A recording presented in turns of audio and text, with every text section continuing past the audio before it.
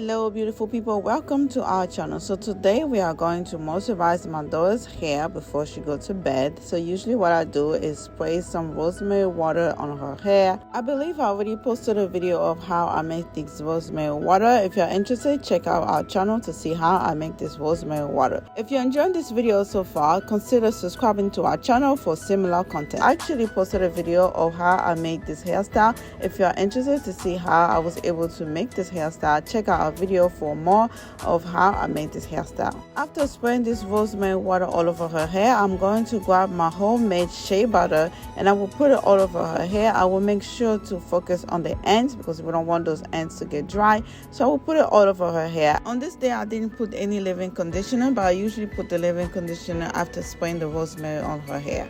I hope you guys enjoyed this video. If you did, please consider pressing the like button, share this video with someone that you know that will enjoy this video, and why not subscribe to our channel for similar content. Thank you for watching. See you on our next video. Bye.